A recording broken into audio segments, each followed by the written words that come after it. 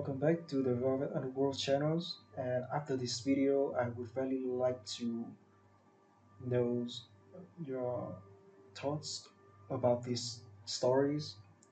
Feel free to share it under the comment sections and where you come from so that we could connect to each other better through this channel. Thank you. When the Mafia boss saw the girl lying at the bottom of his steps, he didn't move. She was barefoot, bruised, shaking in the freezing night. His security was already walking toward her, ready to drag her away. To them, she was just another problem that didn't belong there. But just before they touched her, the Mafia boss raised his hand. And everyone stopped, because the girl slowly lifted her head, one eye swollen shut, blood on her lip, and whispered something that changed the entire night. My father and my brother did this.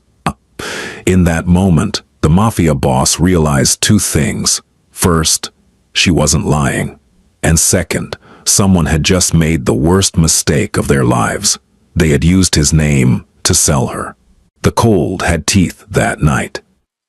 December in the city didn't ask permission. It pressed itself against the glass towers, coiled into the alleys, turned breath into smoke and skin into something that could crack. The kind of night when even the wealthy moved quickly from car to door, collars turned up, eyes down. Emmerich Lazar was not moving quickly. He stood on the steps of the Ashworth building at 11:14 p.m., adjusting a single cufflink, while three men flanked him like shadows with pulses. The meeting inside had gone well. A Port Authority contract rerouted through shell companies so clean they could pass a congressional audit. 2 years of work. 7 figures. Not a single fingerprint. He didn't smile. Emmerich never smiled when things went well.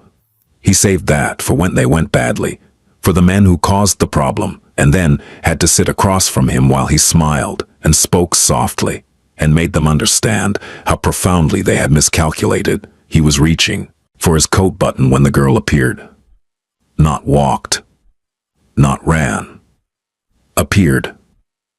The way wounded animals materialize from the dark, already too close before you notice them. She came from the left, between two parked sedans, barefoot on frozen asphalt. Her feet were a color that didn't belong on a living skin. She wore a dress that had been white once, maybe hours ago, now torn at the shoulder and streaked with something rust-colored along the hem. Her dark hair hung in damp ropes over a face that told a story before her mouth ever opened. Swollen left eye. Split lower lip. A bruise along the jawline that was still darkening, still finding its final shape. Her wrists, both of them, carried marks that looked like they'd been made by hands, not restraints. Someone had held her down. Someone who knew her. Ilias, the closest of Emmerich's three, was already moving, hand inside his jacket, body angling to intercept. But the girl didn't lunge, didn't reach. She stopped 3 feet from the bottom step, and her knees simply quit.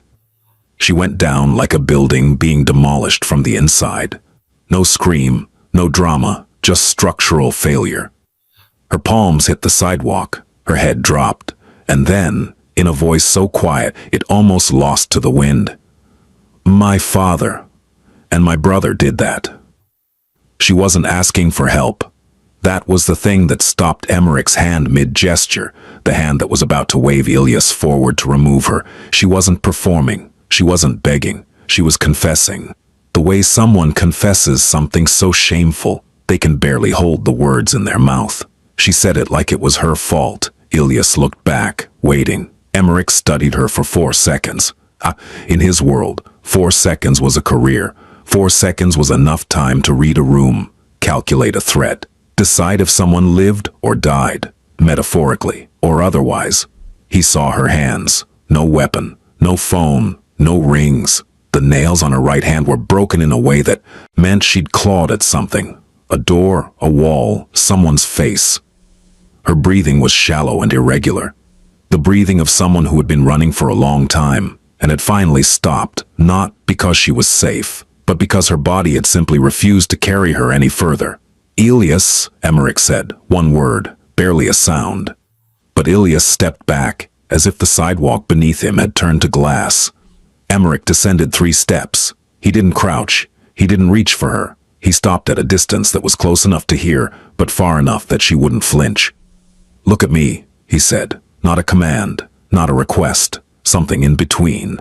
The voice of a man who was used to being obeyed but who understood, in this particular moment, that obedience wasn't the point. She lifted her head. One eye was swollen nearly shut.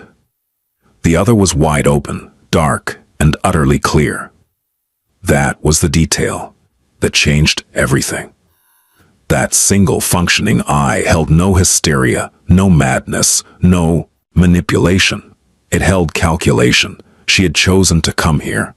She had chosen him. This wasn't random desperation.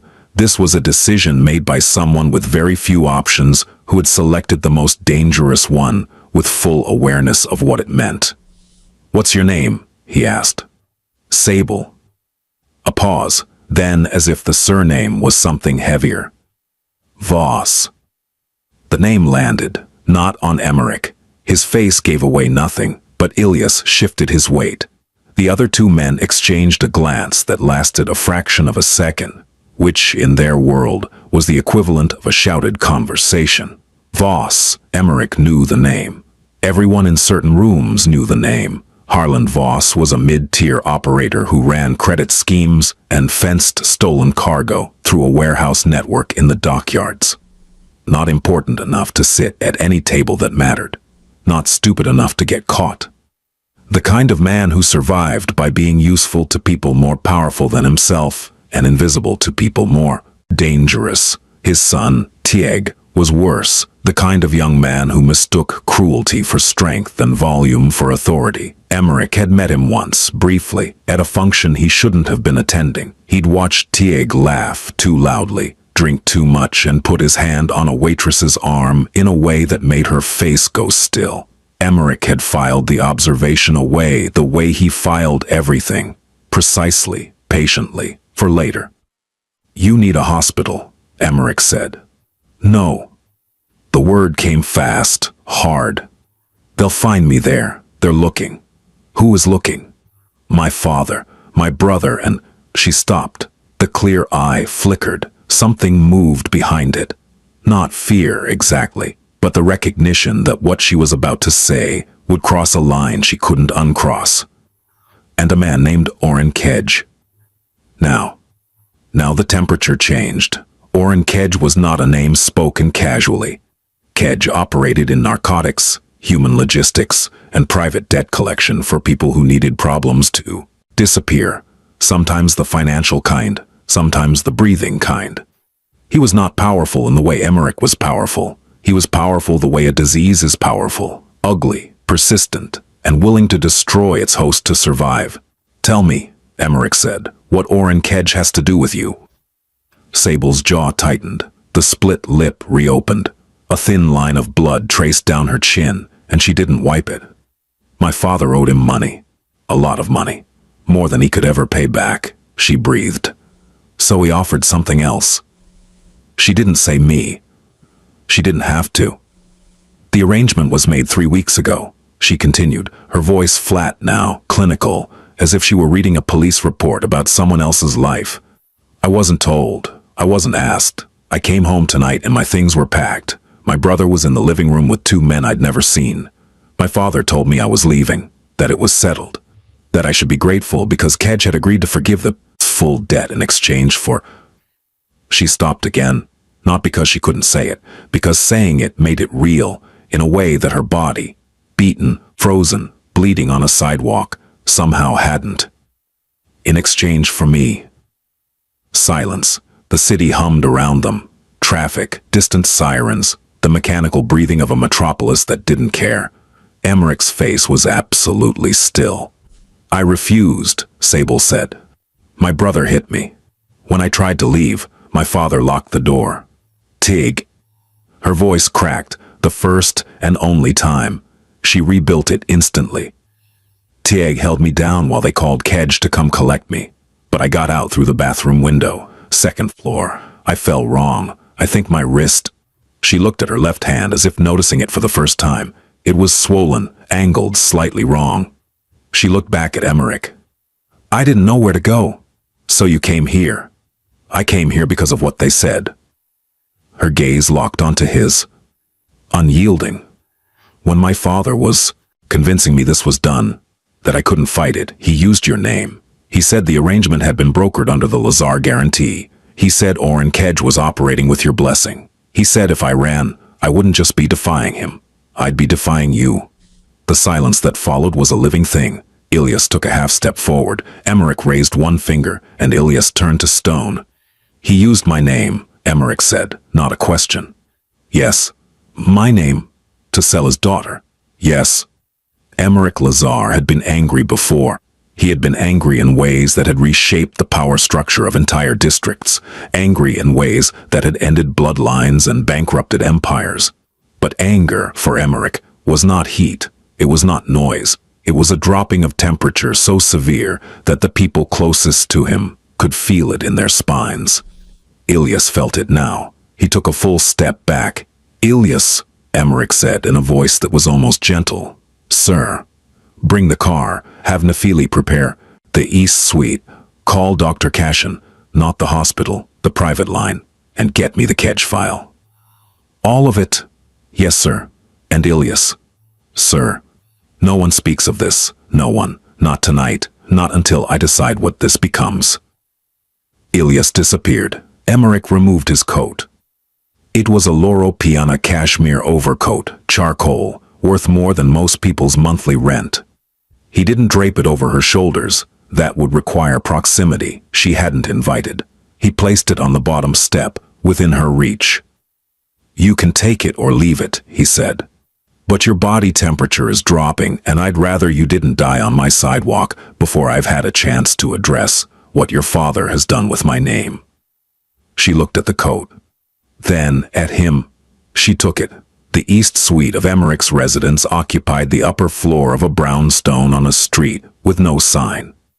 From the outside, it looked like an architectural firm or a private medical practice. Clean stone, recessed lighting, no indication that the man who slept 3 floors up controlled enough financial infrastructure to destabilize a mid-sized bank. Sable sat on the edge of a bed she hadn't asked for in a room that was larger than her entire apartment. Dr. Cashin, a gray-haired woman with steady hands and no questions, had set her wrist in a splint, cleaned the cuts, applied something cold and chemical to the bruising. She'd offered painkillers. Sable had declined. The adrenaline will wear off in about 40 minutes, Dr. Cashin had said. You'll want them then. I want to be clear when I talk. Sable had answered, and that was the end of it. Now she sat, wearing clothes that had been brought by a woman named Nefili, a tall, unreadable woman in her 40s, who moved through the house like weather. The clothes were simple, a dark sweater, cotton pants, thick socks. They fit imperfectly, which meant they hadn't been bought for her. They'd been found quickly from whatever was available. That detail mattered to Sable. It meant she was unexpected. It meant whatever was happening wasn't a script.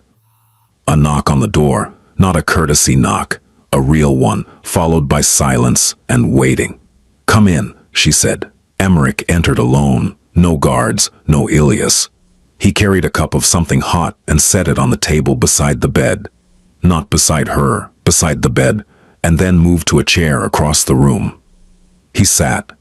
Distance, she noticed. Dr. Cashin says your wrist is fractured, not broken, he said. The other injuries are surface level. She'll come back tomorrow if you're still here. If you're still here. Not because you'll still be here. The conditional was deliberate. He was telling her she could leave, that the door was not locked, that this was not another room where decisions were made for her.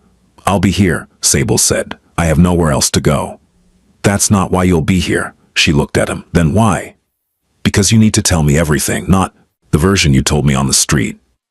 The version you've been editing in your head for the last hour, deciding what to include and what to hold back. I need the full architecture of what your father did, who he spoke to, what documents exist, and exactly how Oren Kedge was told my name was attached to this arrangement. She was quiet for a long moment. You're not angry that I came to you? No. You're angry that they used you. I'm angry, Emmerich said, and the word angry in his mouth sounded like a door closing in a vault. That a man I've never authorized to speak on my behalf used my name to traffic his own daughter. Yes, that is the part that requires my attention. And what about the part that requires my attention? Sable asked. Her voice was level. She held his gaze with her one good eye, and there was something in it now. Not defiance exactly, but a refusal to be marginal in her own story. I didn't come here so you could settle a business dispute. I here because I have nowhere safe in this city. Because the man they sold me to will come looking. Because my father and my brother will tell Kedge I ran, and Kedge will not accept that. He doesn't accept loss. No, Emmerich agreed. He doesn't. So what happens to me? Emmerich studied her. She didn't look away. What happens to you, he said, is what you decide happens to you. I am not in the business of collecting people. You are not a debt, an asset, or an obligation. You are someone who arrived at my door with information I need, and I will give you safety while I use it. After that, you will have options. Real ones. That's what I can offer. Why? Because someone used my name to do something I find repulsive, and the most effective way to dismantle what they've built is to keep you alive, visible, and free. Your existence as a free woman is the first piece of evidence that their arrangement is void. It was not a tender answer. It was not romantic or heroic. It was strategic, transactional, and completely honest. Sable picked up the cup. Tea. She drank. Okay, she said. Then I'll tell you everything. The architecture, as Emmerich had called it, was worse than he'd expected. Over the next 2 hours, Sable laid it out with a precision that surprised even Ilias, who listened from the doorway. She wasn't emotional. She was organized. She had dates, amounts, names. She had overheard conversations her father didn't know she'd heard. She had screenshots on a phone she no longer possessed, but she remembered the contents, almost word for word. Harlan Voss owed Orrin Kedge $420,000. The debt originated from a cargo scheme gone wrong. Harlan had been fencing electronics through Kedge's network, and a shipment had been intercepted. Kedge held Harlan personally responsible. The repayment terms were impossible by design.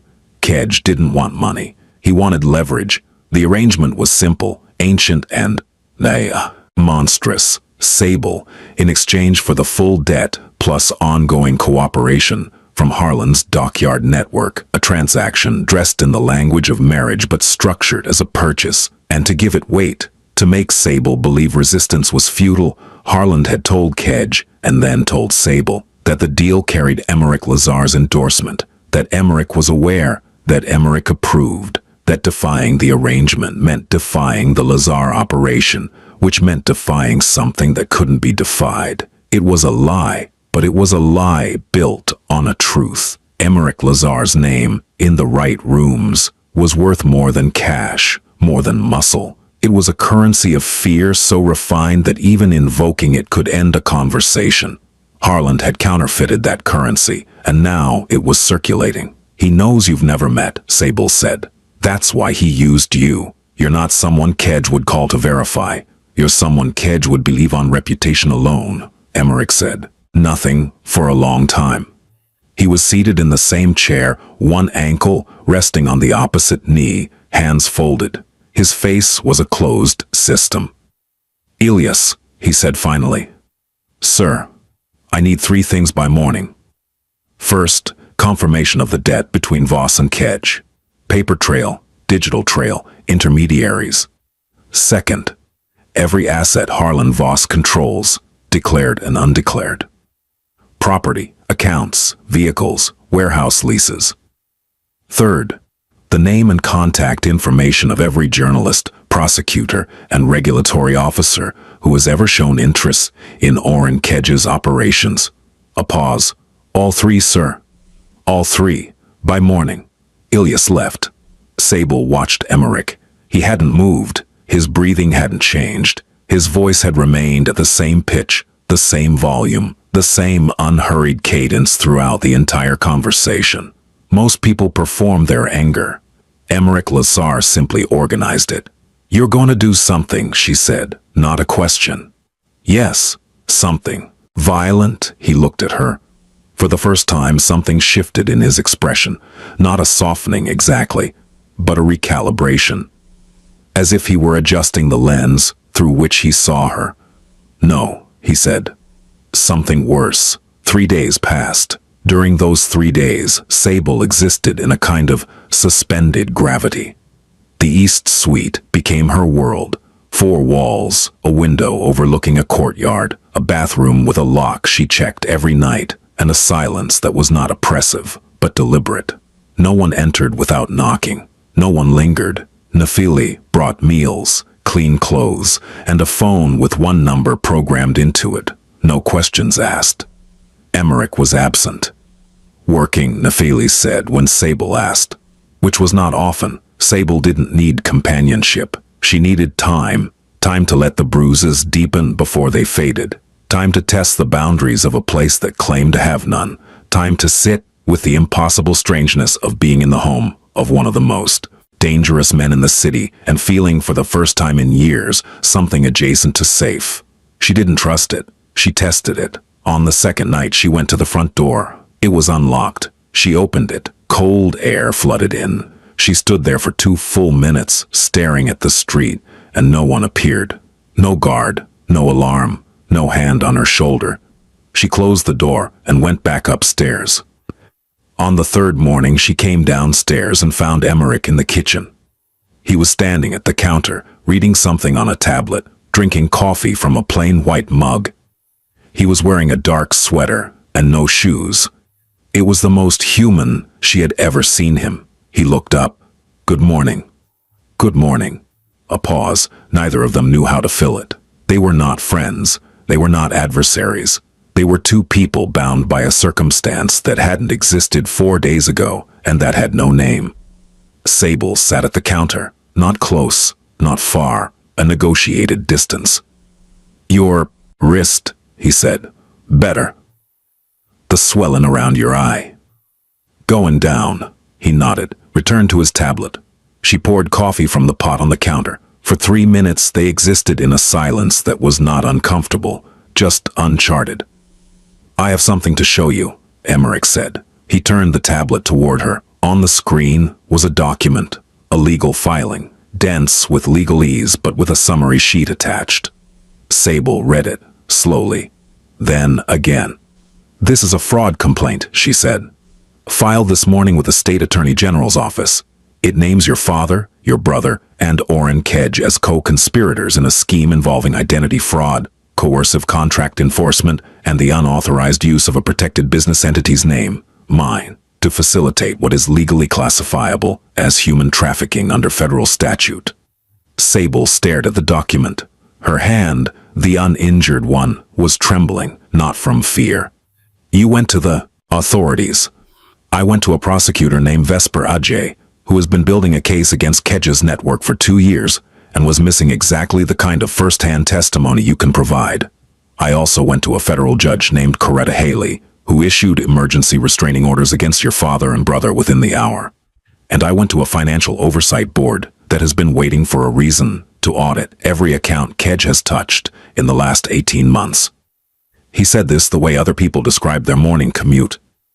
"But that's not the part I wanted to show you," he continued. He swiped the screen. A new document appeared. A press release, embargoed but dated for the following day. Sable read it. It was an article, a feature piece, authored by an investigative journalist at a major metropolitan newspaper, detailing how Harlan Voss and his son Tig had attempted to broker the sale of Harlan's own daughter to a known criminal figure in exchange for debt forgiveness. The article named names. It cited sources. It included financial records that Sable recognized. Records that could only have come from the files Harlan kept in the safe behind the panel in his office. Files that Sable had mentioned offhandedly during her account 3 nights ago. "How did you get these?" she whispered. "Your father's safe was not difficult to access," Emmerich said. "His security is aspirational." She looked up at him. This will destroy them. Yes. Not just legally. Their reputation. Their network. Everyone they've ever worked with will distance themselves overnight. Yes. Kedge will. Kedge, Emmerich said, and his voice dropped half a register, is about to discover that every asset he holds in this city has been frozen by federal order. His 3 primary accounts were flagged this morning. His warehouse leases are under review. His legal counsel has been informed, through intermediary channels, that continued representation of Mr. Kedge may attract the attention of the Bar Association's Ethics Committee. By this time tomorrow, Orrin Kedge will have money he cannot spend, properties he cannot enter, and allies who will not return his calls. He paused. I did not touch him. I did not threaten him. I did not send anyone to his door. I simply made the world around him inhospitable. Sable set the tablet down. Her hand was still shaking. She pressed it flat against the countertop. Why? She asked. And this time she didn't mean, why are you doing this? She meant something larger, something that didn't have a clean question to contain it. Why this way? Why not the easier way? Why use the law when you have the means to use something faster? Emmerich understood the question. Because if I kill them, he said, they become victims. Their story changes. The narrative shifts from what they did to what was done to them. They gain sympathy they don't deserve, and the people who allowed this, the people who knew and said nothing, get to stay invisible. He drank his coffee. But if I expose them, if I let the system they thought they were above crush them under its own weight, then the story stays where it belongs. On them. On what they did. On the daughter they tried to sell and the name they stole to do it. He looked at her. Violence ends a story. Exposure is the story. The article ran the next morning. It detonated across every platform that mattered and several that didn't. The headline was clinical, almost restrained, which made it worse. The details were allowed to speak for themselves, and they spoke in a scream. By noon, Harlan Voss's warehouse leases had been revoked. His business partners issued statements of disassociation, so hastily written they contained typos. His phone number, which had once connected him to a network of mid-level operators and fixers, now connected him to silence. No one answered. No one called back. In the span of 12 hours, Harlan Voss went from being a man with debts and connections to being a man with debts and nothing else. Tig fared worse. Tig, who had always mistaken his father's contacts for his own power, discovered that borrowed power could be repossessed without notice. A video surfaced, not released by Emmerich, but found by the journalist's investigative team, showing Tig at a private gathering, laughing, drunk, describing the arrangement in terms so callous that even the most cynical corners of the internet recoiled. The video went viral. Tig Voss became a name people recognized the way they recognize the name of a disease. And Orrin Kedge, who had survived federal investigations, rival operations, and 3 attempts on his life, found himself facing something he had no protocol for. Irrelevance. His accounts frozen, his legal team dissolving, his name in a federal complaint alongside the word trafficking. The people who had done business with Kedge began doing what people in that world always do when the ship takes on water. They swam. On the 4th day after the article ran, Sable received a call on the phone Nephili had given her. She answered, her father's voice. Sable, listen to me. You have to come home. You have to fix this. Tell them you lied. Tell them. She hung up. Her hand was steady. 2 weeks. Sable was still in the East Suite. The fracture in her wrist was healing. The bruises had faded to a yellow-green watercolor that she studied in the mirror each morning, watching them change. Watching her own body process the evidence of what had been done to her and slowly, methodically let it go. Plus, she and Emmerich had developed a rhythm that neither of them had designed. Mornings. She came downstairs. He was in the kitchen, or the study, or on the phone in a language she didn't recognize. They exchanged greetings, brief, unadorned. Sometimes she sat in the same room while he worked, reading from a collection of books in his study that ranged from contract law to Dostoevsky. He never asked what she was reading. She never asked what he was working on. The silence between them was not empty. It was full of things neither of them had decided to say yet. One evening she found him on the second-floor landing, looking out the window at the courtyard below. Snow was falling, thick, slow, the kind that muffled the city into something almost gentle.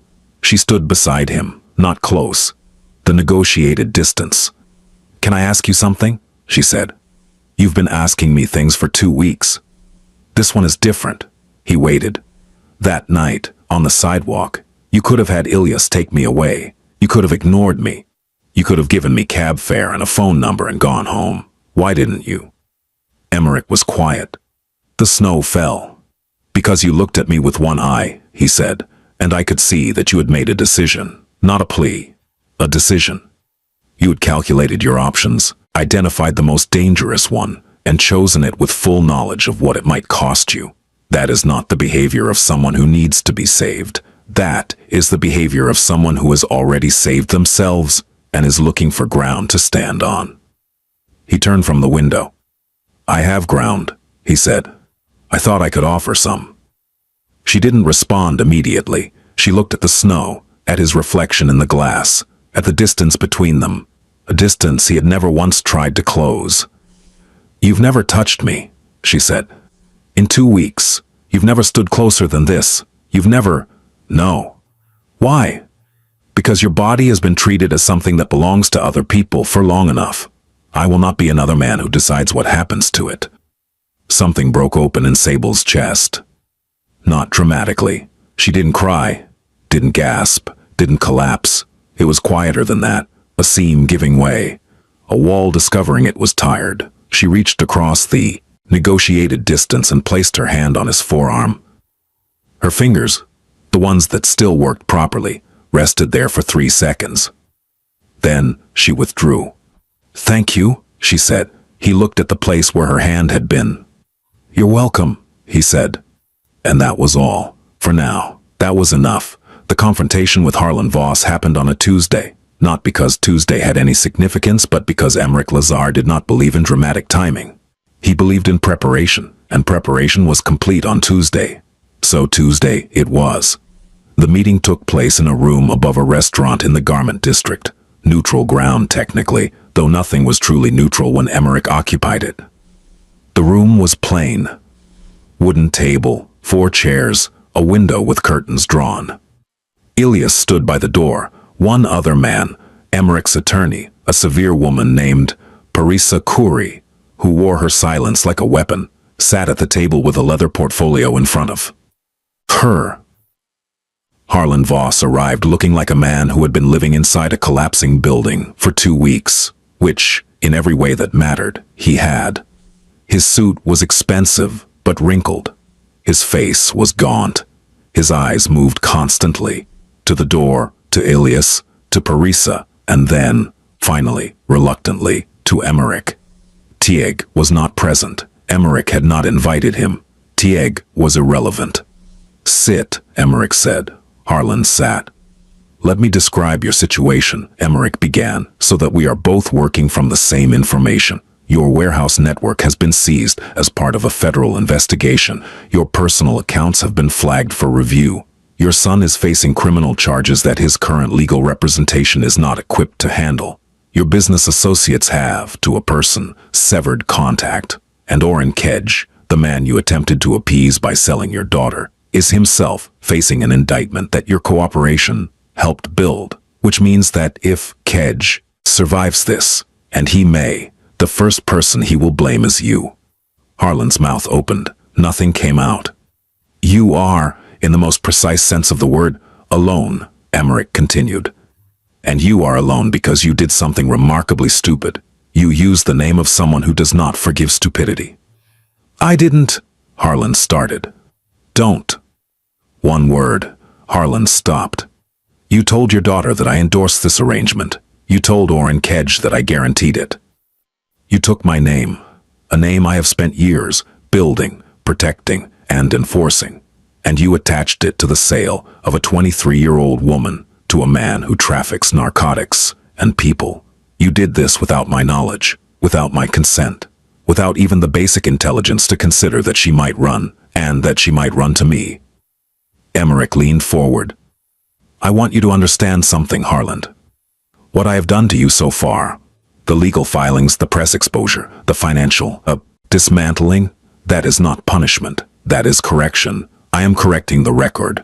I am establishing publicly and permanently that my name was misused, and that misuse carries consequences. He paused.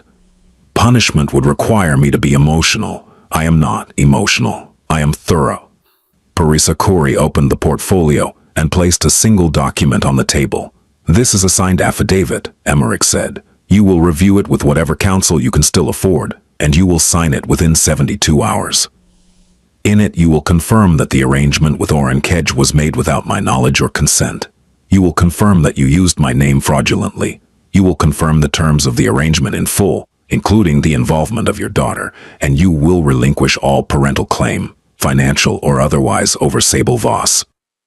Harland looked at the document. His hands were shaking. If you sign this, the federal prosecutor may. Remains of your life using means that are remains of your life using means that are entirely legal, entirely public, and entirely permanent. And I will do it on a Tuesday, because that's when my schedule allows. Harland Voss looked at the man across the table. He saw the same thing everyone saw, eventually. The thing that made Emmerich Lazar not just powerful, but different from the men who came before him. There was no rage, no vendetta, no personal investment. There was only a system, vast, intricate, and patient, being applied to a problem. Harland picked up the pen. The night Harland signed the affidavit, Sable sat alone in the East Suite and cried, not because she was sad, not because she was relieved, because the thing she had been holding together, the structure of herself, the discipline of survival, the absolute refusal to break, was no longer needed. The emergency was over. And when the emergency ends, the body does what it's been waiting to do. She cried for 40 minutes. Then she washed her face, drank a glass of water, and went downstairs. Emmerich was in the study. The door was open. He was writing something by hand, actual pen on paper, which she had noticed he did when something mattered enough to slow down for. She stood in the doorway. It's done, she said. Yes. What happens now? He set the pen down. Now you decide. Parisa has prepared several options. There is a relocation fund, untraceable, yours, no conditions. There is a contact at a firm that handles identity protection for people in vulnerable situations. There is a standing offer of testimony coordination with the federal prosecutor, which would provide additional legal protection, and there is time. As much as you need. And if I want to stay? The question sat in the room like a held breath. Then you stay, Emmerich said. The East Suite is not being used for anything else. That's not what I'm asking. He knew that. She knew he knew. The silence between them had been building for 2 weeks. Not a silence of avoidance, but of recognition. They had both been watching, both been careful, both been waiting for the moment when the crisis receded. Enough to reveal what was underneath it. I know what you're asking, Emmerich said, and I won't answer it tonight. Why? Because tonight you are processing something enormous, and anything I say will be heard through that filter. I want you to hear me clearly, so I will wait. She looked at him for a long time, then she nodded. Okay, she said. Then I'll wait too. She turned and walked back upstairs. At the landing, she paused. Emmerich. Yes? The way you said my name in that document, Sable Voss, you said it like it meant something. It does. She went upstairs. He picked up the pen. The snow continued to fall. Spring came slowly, the way it does in cities that have endured hard winters, not as a single event, but as a series of small surrenders, ice releasing its grip on railings, light lasting a few minutes longer each evening, the smell of something growing somewhere beneath the concrete. The case against Orrin Kedge moved forward with the inevitability of gravity. Sable testified twice, once in a closed deposition, once before a grand jury. Both times she spoke with the same clinical precision she had used on that first night, and both times the room fell silent in a way that had nothing to do with procedure and everything to do with the weight of what she described. Harlan Voss cooperated, not out of conscience, out of arithmetic.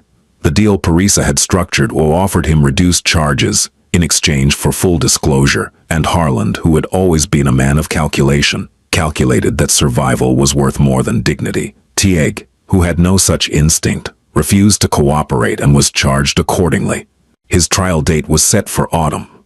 Kedge's empire didn't collapse so much as evaporate. Without access to his accounts, his network atrophied.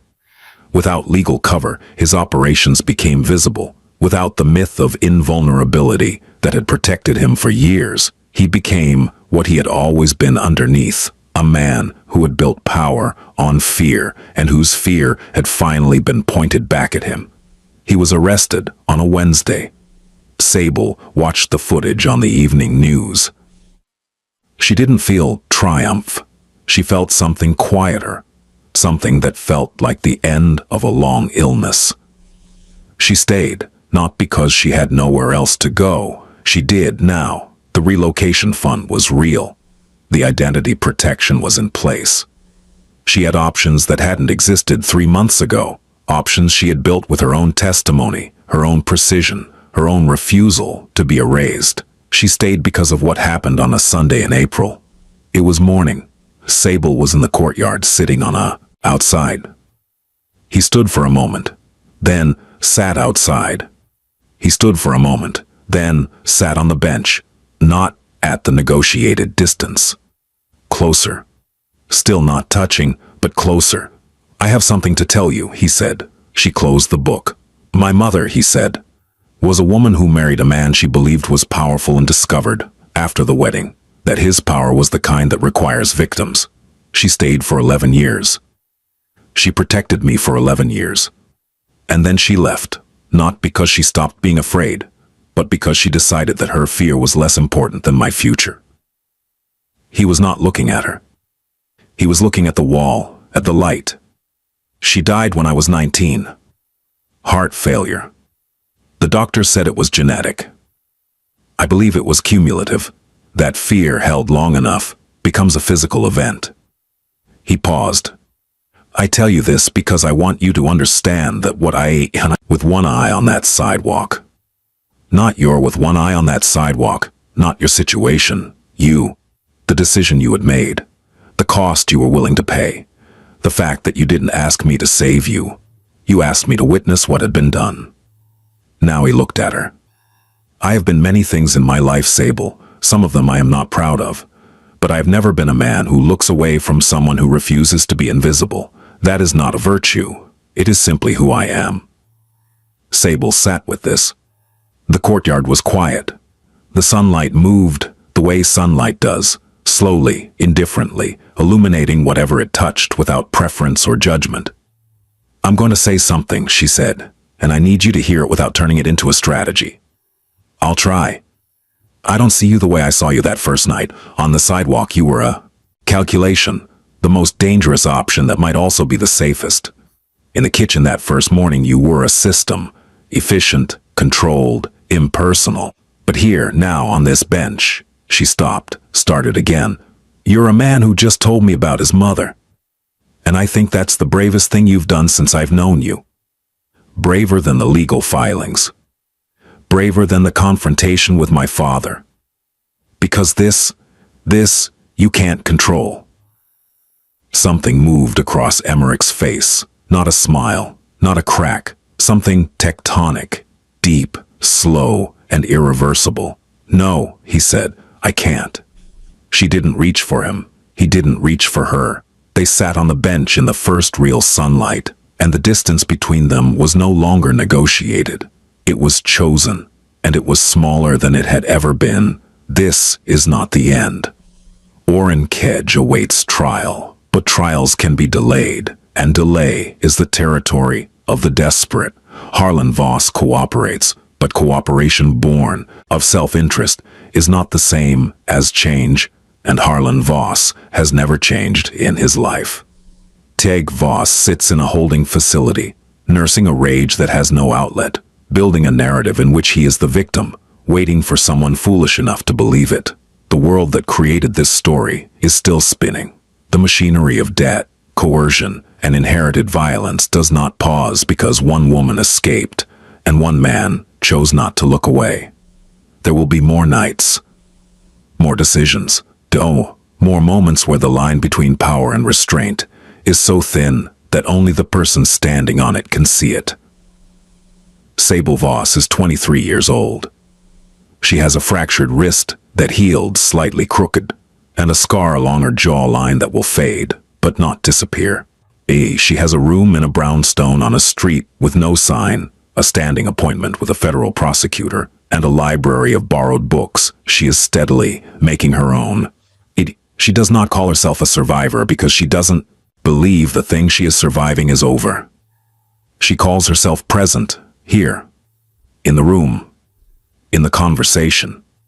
At the table, Emmerich Lazar is 32 years old. He controls enough infrastructure to reshape the financial landscape of a city, and he chose to use it not to destroy a man, but to expose one.